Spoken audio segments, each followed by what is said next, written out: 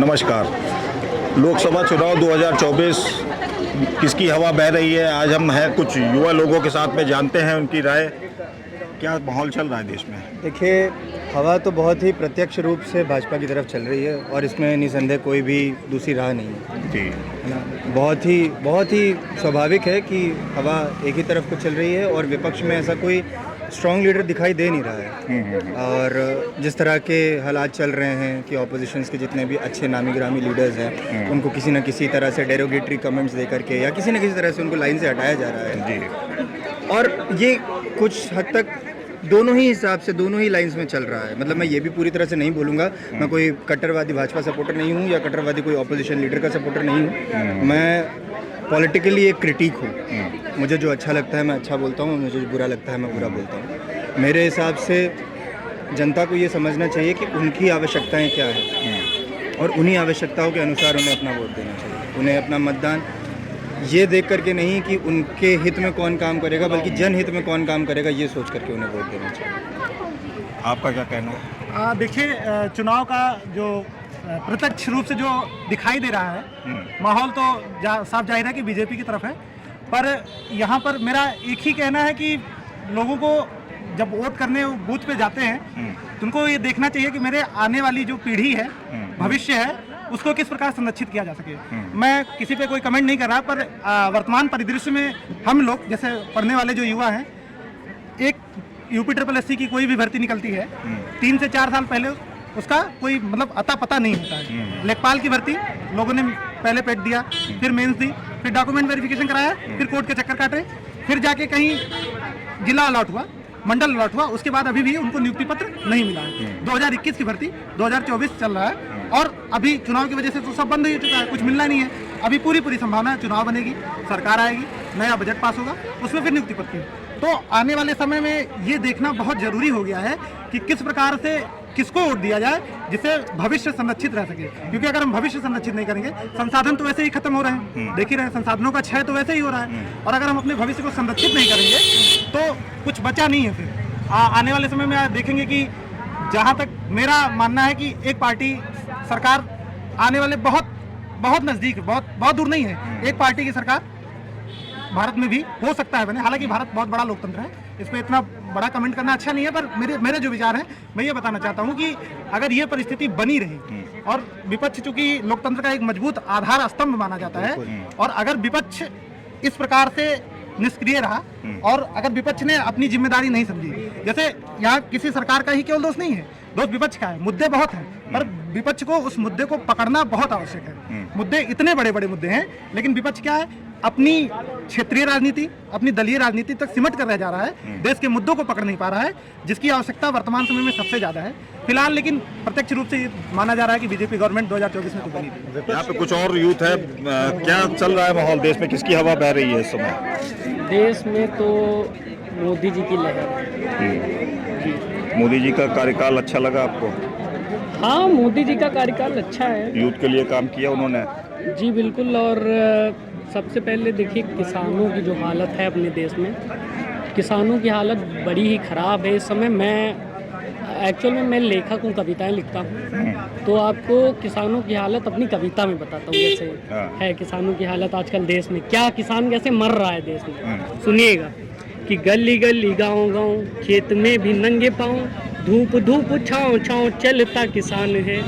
कि गली गली गाँव गाँव खेत में भी नंगे पाँव, धूप धूप छाँव छाँव चलता किसान है। और रोज नंगे पाँव चले खेत में किसान जले, कि रोज नंगे पाँव चले खेत में किसान जले। फसलों के ठाट पे ही पलता किसान है, फसलों की ठाट पे ही पलता किसान है। वो फसलें विनाश हुए, इससे सरकारों को कुछ फर्क नहीं पड़ता है, फसलें विनाश हो जाती हैं, ओलावृष्टि होती, कुछ नहीं। किसान भी क्या बीतती है कि फसलें विनाश हुए, इस पे किसान रोए। पाल पाल वृक्ष हाथ मलता किसान है, कि पाल पाल वृक्ष हाथ मलता किसान है। जाड़ा बरसात नहीं देखे दिन रात नहीं, कि जाड़ा बरसात नहीं देखे दिन रात नहीं। तपती दोपहरी में जलता किसान है, तपती दोपहरी में जलता किसान है। लेकिन किसानों को किसान सम्मान निधि भी दी जा रही है, फसल बीमा योजना का लाभ भी उनको मिल रहा है, प्रधानमंत्री आवास योजना के अंतर्गत उनको मकान भी दिए दिए जा रहे हैं, हर घर नल योजना प्रधानमंत्री मोदी ने ही चलाई थी, उस पर ये आपका क्या कहना देखिए है? ये सारे दिए जा रहे हैं, बहुत ठीक है, अच्छा है, सब चीज़ अच्छा है, पर ये सारे उनके कर्म, मतलब उनको करना चाहिए, सरकार है, सत्ताएं हैं, उनको करना, ये धर्म होता है एक राजा का धर्म। जैसे राम की बात जब भी आती तो राम पूछते हैं, भरत जी जब जाते हैं मिलने उनसे तो भरत से पूछते हैं कि आप कर कैसे ले रहे हैं। तो कर व्यवस्था तो राम के समय की थी, तो राम जी बताते हैं उन्हें कि कर आप ऐसे लें जैसे सूरज लेता है पृथ्वी से, आपकी अंजुलि से भी जल सोख लेता है और उसी को वर्षा के रूप में फिर से पब्लिक का पैसा पब्लिक में ही फिर से वर्षा के रूप में सूरज देता है। वैसे ही राजा को भी होना चाहिए। क्या है माहौल बताइए जी। हम खुद बनारस से बिलोंग करते हैं। हाँ, और आगे, मोदी आगे। जी और हमारे महेंद्र नाथ पांडे जी की सांसदी है। हाँ, और इसमें कोई दो राह नहीं है, क्योंकि जब परिवर्तन होना रहता है तो उसकी एक हवा होती है। हाँ। वो बदलना होगा, दिखता है कि नहीं बदल रहा है। 2014 में बदलाव होने वाला था तो बदलाव हो गया, लेकिन अभी कोई बदलाव की उम्मीद नहीं है, फिर मोदी रिपीट हो रहे हैं। राहुल गांधी भी बड़ा जोर डाल रहे हैं। नहीं, ये देखिए जो भारत यात्रा की है उसे थोड़ी अपनी छवि सुधारे हैं। जिस प्रकार अटल बिहारी वाजपेयी लाल की सड़वाड़ी अपनी रथ यात्रा निकाले थे, बीजेपी को स्टैंड किए थे, वैसे कांग्रेस ने अपने छवि को सुधारा, थोड़ा स्टैंड किया है, लेकिन उन्हें परिवर्तन के मोड में नहीं, थोड़ी छवि सुधरी है, लेकिन हमने कोई एजेंडा नहीं। हमारे साथ में है कुछ शिक्षिकाएं, उनसे जानते हैं कि क्या सोचना है उनका। मैडम, आपकी बार 2024 लोकसभा का चुनाव, किन मुद्दों पे वोट डाला जाएगा? सर, मैं शिक्षा से जुड़ी हुई हूँ। मेरा नाम डॉक्टर शिवानी शुक्ला है। मैं Guru Nanak girls degree college से हूँ।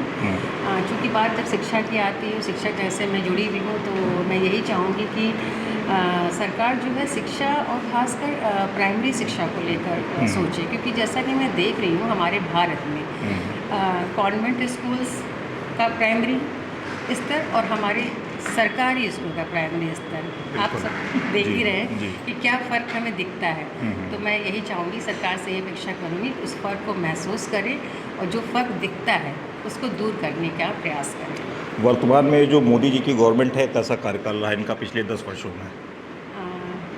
बेसिकली मैं किसी भी उसको लेकर नहीं बोलूँगी कि कैसा रहा है कैसा नहीं रहा है।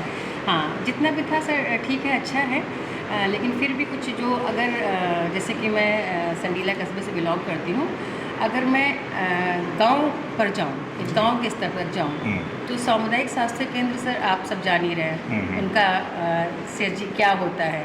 अगर मैं कहीं गई, मैं भी कभी कभी सर्वे कर लेती हूँ इन चीज़ों का, जब मैं अक्सर अपने गांव जाती हूँ, तो उस पर ताला होता है।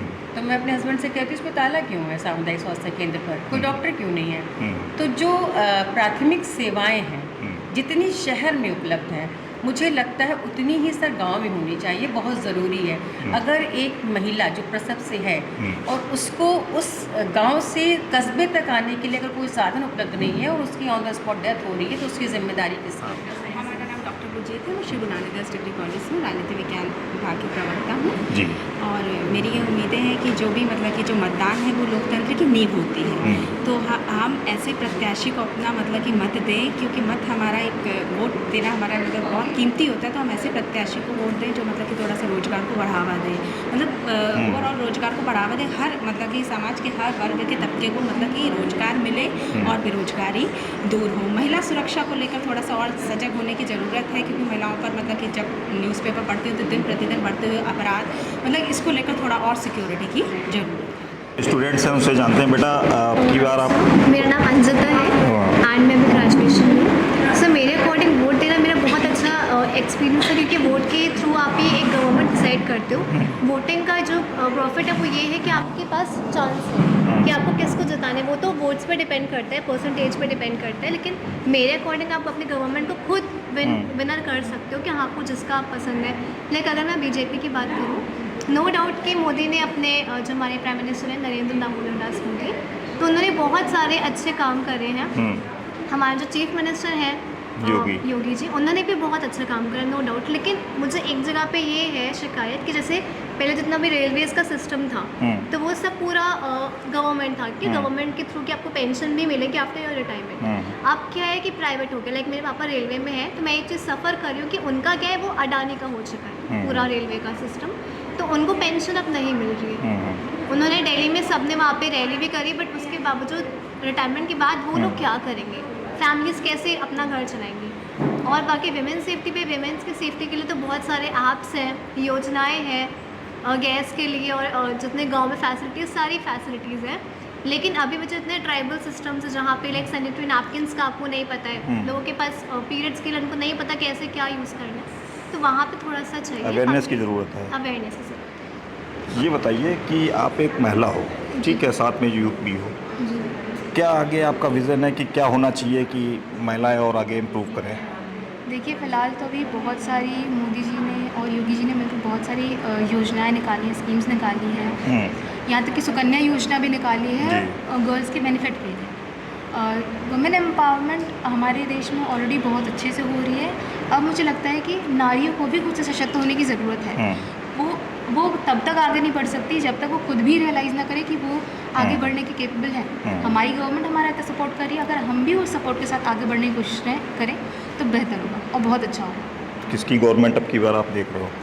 मोदी जी और का राहुल गांधी के बताना चाहोगे 2024 लोकसभा का चुनाव है, किन मुद्दों पे वोट डाला जाएगा, किसकी गवर्नमेंट बेहतर है?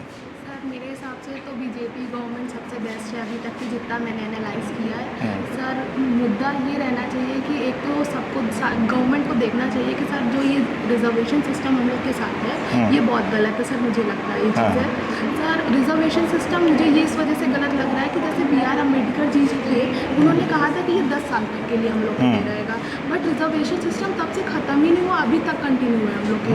और सर रिजर्वेशन सिस्टम इस तरह से हम लोग को इफेक्ट कर रहा है कि सर जैसे हम लोग का देखा जाए रेलवे के एग्जाम्स होते हैं तो हम लोग को सर जनरल वालों को 70% कट ऑफ क्लियर करने के लिए, तो वही SC ST जो देखा जाए उन सबको सर 30 से 40% देखा जा रहा है उस जगह पे।